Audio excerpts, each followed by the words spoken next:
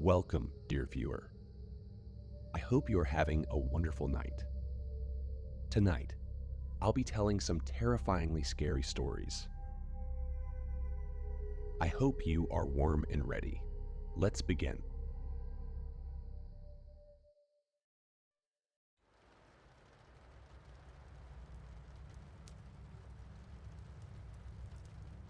The following was leaked anonymously to my church's email list. I'm kind of freaking the fuck out. I'm sharing here anonymously in case shit goes down. As of now, I'm still probably going to attend. But I sure as hell won't be bringing anything to burn. Gentlemen, while I'm looking forward to Sunday's event as much as anyone, I felt compelled to share a rather disturbing letter I received in the mail yesterday. Normally, I'd ignore such a warning as heretical and pure fiction at best. But something about the writer's warning gave me pause. If I'm to be honest, I haven't slept well since reading it, and I've been dreaming of fire. Please see for yourselves, and we can put it to a vote on Saturday prior to the event. I trust each and every one of you to exercise your full discretion in this matter. In the meantime, I'll continue to collect relevant works from parishioners interested in cleansing them from this earth. For reasons that should become obvious, Mr. Wallace is not included in this email. Best, Reverend Thomas Winslow. Dear Reverend Winslow, I'm an old woman now, but that doesn't mean I'm senile or a liar. I still keep my own house, drive to the grocery store and back, and keep up with a few old acquaintances. Mostly though, I read, I've always loved good old-fashioned stories. The pulpier, the better. I still remember my father taking a belt from me when he caught me with a pair of Nancy Drew novels when I was 9. He didn't approve much of any book, unless it was the Bible. I had thought maybe fathers like mine were a relic of the past. But then I read in the news today about a library getting its funding pulled just down the street, and another one about an upcoming book burning in your church parking lot. Now, normally, I wouldn't be fooled enough to try to talk a preacher out of a burning book. You've got your convictions, and I don't suppose much I say is too likely to change them. But in this case, you might want to listen. When I was 10, I lived in a little town called Sutherland. Not too far from here, though you won't find it on any map anymore. My daddy raised cattle, and anyone in the county would tell you he was better with steers than people. He was a religious man, like most were in those days, but he mostly kept it to himself. And I suppose he would have continued on doing that if not for one day when a stranger came to town. The stranger called himself Mr. Samuels, and he announced himself right in the town square as church got out on Sunday. He was an old, bent little man with a bald head and a neat white beard. He was yelling all sorts of nonsense about filth and obscenity, and I suppose we might not have paid him much heed except that he held up a marvelous prop. A book larger than any I'd ever seen before, old and fraying at the bindings. "What do you see here?" he said. "It's a book I pray to God you've never heard of before this very moment. Now, friends, I don't speak ancient Egyptian, so you'll forgive me if my translation is a little off. But the title reads something like Prophecies of the Serpent Gods, a truly foul piece of literature full of threats from an ancient cult who stood dead opposed to our Christian forefathers, a cult who worshipped none other than the very snake that tempted Eve and brought wickedness into all our hearts." I noticed now that his hands were gloved and that he was careful not to touch the book with his bare flesh. Friends, I found this book in no other place than your local library, right next to a dozen other tomes. None quite as evil, but all full of plenty of blasphemy, he shouted. Now, I've been to a few other towns all up and down the Rio Grande, and I can tell you that the devil is alive and well and taking a stroll through Texas. Now, I can't tell you if it was him who put that book on that shelf, or just one of his servants, but I do know that it has to go. It has to go. Now. I could tell the crowd around me was getting riled up. It was a painfully hot day, and normally people would have scattered to the shade, but not today. No, they were listening, completely rapt, fanning themselves with their hats and muttering their agreement. Finally, the man walked to the center of the square and placed the book in the dirt. "There's but one thing to do," he said, "and that's to burn it. But please, friends, please, don't let it burn alone. This is merely the worst offender. So I'm begging you, go to your houses. Wives, look under your mattresses. Find those filthy books and magazines you've been ignoring. Men, raid your wives' shelves and take those novels. You know, the ones with big creases running down the covers, because they're always flipping to page 112, where things get juicy. Because this is here. It's not just a book. It's the start of a pile. Let's show God a real apology here tonight. Let's burn away some sin." Well, wouldn't you know it? They sure took the bait. The next thing you know, we were back in the living room, my father ranting about our sinful ways, piling up a very particular stack of books. First, there was an old textbook from my dad's high school days, anatomy and physiology, and then a copy of Gone with the Wind that had belonged to my mother before she died, and a dozen others. I can't say there was much rhyme or reason for anything he'd chosen. Then finally, he turned to me and told me to bring whatever filth I'd hidden in my closet. Indeed, he'd already taken all of my Nancy Drew books, but I'd hidden a copy of To Kill a Mockingbird he didn't know about. "Make me look for whatever you've got in there, and you'll be sorry," he said, and his eyes were pure murder. "You're going to fetch it yourself, and then you'll bring it to the square with me and pitch it into the pile."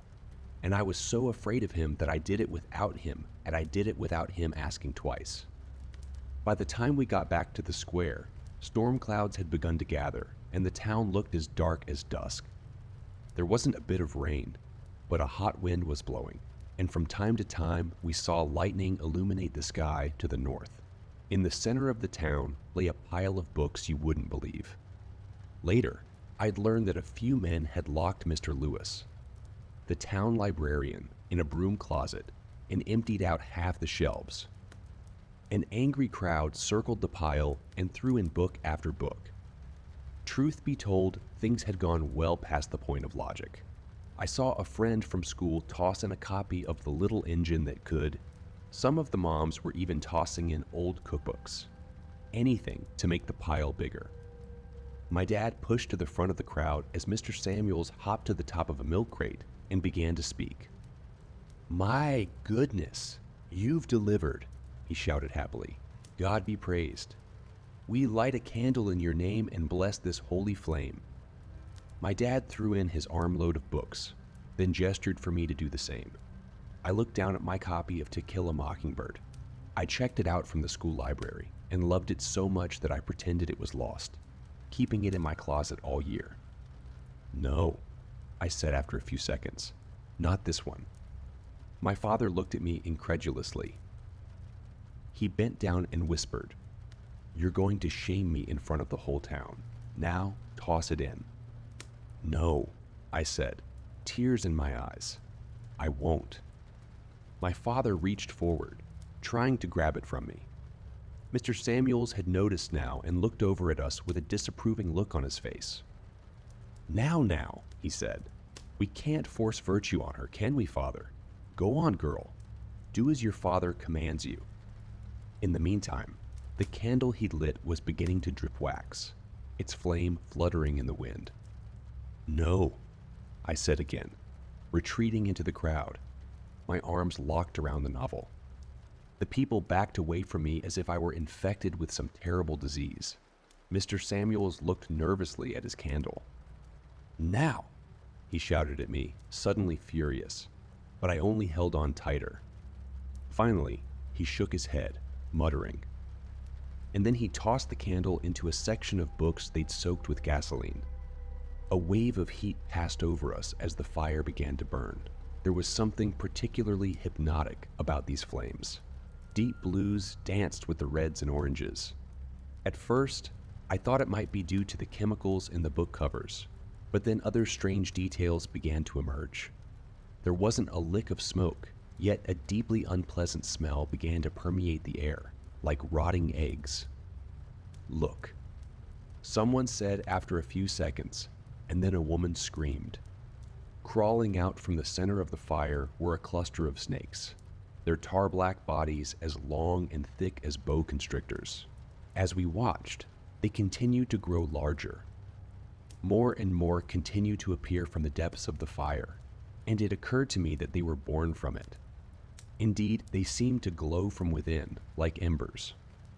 A few in the crowd began to run, but the snakes pursued them, moving faster than any living creature I've seen before or since. I saw a woman try to run, only for a snake to trip her with its body before coiling around her. As it did, I heard the charring of her flesh mixed with the last of her screams, begging for someone to save her. I turned to my father, only to see him disappearing down a snake's throat, his eyes already dead. And as it swallowed him, I heard Mr. Samuels laughing, watching the serpents feast. I kneeled amongst the writhing bodies, holding my book, praying to die quickly and not suffer. A few of the snakes eyed me wearily, but Mr. Samuels only wiped the happy tears from his eyes and shook his head. "Not her," he said, shaking his head. "She's a stubborn one, she is." Then he gave me a wink and a smile and told me to run. And run I did. I headed off into the night and didn't stop until I'd reached the highway. Of course, I tried to tell people what I'd witnessed, but I was only 10 after all, and a girl to boot. A few government types came in and decided the whole thing had been a gas explosion. A real tragedy. I moved to live with my aunt, who didn't care one way or another about me, which I suppose was an improvement from my prior situation. Now you can believe me if you want. Reverend Winslow, as I said, I'm an old lady and no one listens to me, but I remember what I saw, and I'll tell you this. There was a photo attached of your church leadership, all vigorously debating the pros and cons of such an event, and amongst the old men, I happened to spot one I recognized. It was a face that sent a shiver down my spine. Suddenly, I was that terrified little girl again, watching every man, woman, and child I'd ever known be burned and swallowed whole. The man was listed in the photo as Mr. Wallace, but of course, a name is an easy thing to change. I'll never forget that face, and I'll tell you now that he used to go by Samuels, and he hasn't aged a day in 60 years. Sincerely, Miss Evelyn Brown. Parents tend to overestimate their kids. As a teacher, I confront it all the time. Aspen doesn't deserve this grade. She's such a gifted writer. Lily has always been brighter than the other kids. My Jackson would never cheat. Every once in a while, the claims are so detached from reality as to make you wonder if these parents even know their children at all. What do you mean Jackson wouldn't cheat? He lit a cigarette in the lunchroom last week. I think this style of parenting does kids a disservice. How can you help them move forward if you're not honest about where they're at right now? That's certainly the kind of father I've tried to be to Justine. She's kind, but she has a serious temper. She's bright in many ways, but struggles to memorize things. I don't think there's anything wrong with saying this, but admittedly, we parents can sometimes go too far. Sometimes our kids are even more impressive than we think. That's why, if the rest of the world is giving you surprising feedback about your child, you almost certainly need to recalibrate, one way or another. But what do you do when the rest of the world is just flat, out wrong? It all started during the Super Bowl. My buddy Tim came over to watch with me, a lifelong bachelor. He's been spending a lot more time with me ever since my wife passed away last year. I don't think he liked her much, but whatever. I could use the company. Justine, who has suffered from a very serious lifelong allergy to sports, spent most of the night upstairs, though she did ask that I call her down when the halftime show was on. When that moment arrived, Tim looked at Justine as if he'd never seen her before. Wow, talk about a growth spurt. Justine smiled shyly at him. Myself, I smiled incredulously. My daughter was a late bloomer, like both of her parents had been, a fact she bemoaned on a regular basis. Though halfway through 8th grade, Justine had not yet cracked 5 feet. What are you talking about? I said it with a laugh. Has she grown? What do you mean? Jordan sputtered. She's like your height now. I rolled my eyes. At 5'7", I assumed he was making a short joke. It wouldn't have been the first time. Very funny.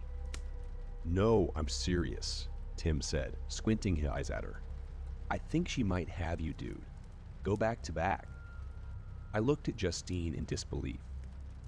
Tim. Dude, she's like a foot shorter than me. Are you fucking blind? Tim practically shouted it. He pulled me to my feet. See me here, he demanded of Justine, who reluctantly stood against me. I could feel the back of her head pressed in between my shoulder blades. What was Tim talking about? Okay, you've still got her, Tim said with a laugh. But barely. It's like a half an inch, maybe. I looked at my friend in utter confusion. Tim, not that it matters, but like, do you know what an inch is? How tall do I look? Justine asked him suddenly. I don't know. Like 5, 6, 5, 7. Justine flushed at his response, but not with embarrassment or delight, a kind of nervous energy. I was totally unmoored by both of them at this point. On what yardstick, Tim? She's 4, 9. Wait, are you fucking with me? But he wasn't. The conversation continued in much the same way, actually getting a bit heated until I finally got the extendable tape measure from the toolkit. Tim and I measured Justine together. Well, sweetie, good news, I told her. You have been growing. You're officially 4'11" now. By this point, the halftime show was over, and my daughter wandered back upstairs. Justine was sick for most of the week following the Super Bowl. Her math teacher sent her to the nurse's office Monday afternoon because she looked ill. Just as she reached the door, though, she started dry heaving, right there in the doorway, and then she fainted. The nurse said she'd managed to stop Justine's head from striking the floor by maybe half an inch. Tim's words from the night before echoed briefly in my mind. It's like half an inch maybe. Justine missed school the next 4 days and spent them in bed with a fever and shakes. I came home from work every day with a different kind of soup and bread from the local bakery, which she said made feeling sick totally worth it. Fun fact about Justine. Her favorite foods are soup and bread. She is determined to get a tattoo of a bread loaf behind her ear someday. I have not yet been able to dissuade her from this. By Sunday, she was feeling better, so I drove her 2 hours south to visit her grandparents. On her mother's side, we still saw them somewhat frequently, but not nearly as much as we did when my wife was still alive. Oh goodness, you've been keeping her from us too much. My former mother-in-law said this when she hugged me. I know, Mom, I said. She'd insisted that I call her that when I joined the family by marriage, and it had never felt right to stop. It's only been a month or so, though. That can't be, she said, gazing at Justine in awe as she talked to her grandfather across the room. She's grown half a foot since the last time. She must be taller than her mother was by now. I narrowed my eyes at that. Anna was 5'6", Mom. Yes, Justine's about there, she said wistfully. Oh, our little baby. All grown up. I decided to let it go.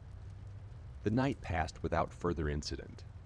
On the drive home, though, while pondering the strangeness of that conversation and the one with Tim, I recognized something in a flash, a strange pattern, one that had been slowly emerging over the last few weeks. Justine has always been a social butterfly, but she won't get a phone until she turns 14. A harsh rule, you might think. But she spends so much time on her school-issued laptop that I can't bear to introduce another screen into her life yet. Anyway, because of this, her friends rang our home phone off the hook, sometimes to hang out, but often just to talk. Ellie, Cadence, Zoe, Fiona. A seemingly endless parade of gossip from a seemingly endless parade of 13-year-olds. Almost always. Girls, almost always. Girls. But not anymore, I thought. For the last few weeks, more and more of those young voices asking if Justine was home have belonged to boys. Somehow, this had totally escaped my notice until that very moment. My head hadn't been screwed on quite right since Anna's death, I supposed. After a moment's thought, I decided to broach the subject. So, a lot of boys are calling the house lately. A master of subtlety. Justine scoffed. Oh God. Dad. What? I asked defensively. I can't ask about this sort of thing. You can ask, she grumbled. Doesn't mean I'll answer. She's been that cagey about everything lately. How her day was. What she and her friends did for months now. She'd been freaking out if I even went near her bedroom. Typical teenage girl stuff, I presume. I'm just saying, I've noticed. Anyone, I should be worried. Justine heaved. Okay, I'll drop it. I laughed. I can't fault a father for being... And at that, Justine vomited a harsh gray sludge all over the dashboard. I was so shocked that I slammed on the brakes right in the middle of the road. A car swerved around me, honking. I gaped at my daughter in open, mouthed horror, watching as she slowly turned to me. The whites of her eyes were glowing. Dad, I don't feel good. Justine expelled another round of toxic vomit onto my lap. The smell was not of bile, but of rotting meat. I gagged myself as it reached my nostrils. Dad, she moaned, and then she went limp, head slumped down. Her body only kept upright by the locked seatbelt strap. A string of gray sludge trailed from her mouth down to her thigh. I don't know how fast I was going as I drove to the nearest emergency room. This came out of her, the doctor asked when he reached our room. He was holding up a vial of the stuff she'd vomited, perhaps a little farther from his body than seemed normal. I nodded blankly, looking over at my daughter, unconscious on a hospital bed. What is it? I asked. It's mud. Mostly, he said. Some chemicals, maybe. Minerals. It smells like sulfur, I think. We won't know for sure until we have it tested. What he said didn't surprise me much. You'd understand if you'd seen the stuff. Justine stayed at the hospital for 2 full days. I called my principal, a great guy, and explained the situation so I could stay with her. I told him everything, except about her eyes, which had shone inhumanly from the passenger seat, but only for moments. I'd probably imagined that. The doctors did some tests and ended up diagnosing her with dangerously low iron. I've got her on a supplement now. That ought to help with the whole vomiting, mud thing. Oh, and they confirmed her height for me. She was too weak to stand, so they measured her while she lay. Not quite 5 feet, just like I thought. That doesn't seem right, the nurse said, and she measured her again. She looked at her tape and made a strange noise, shrugged, then left for her lunch break.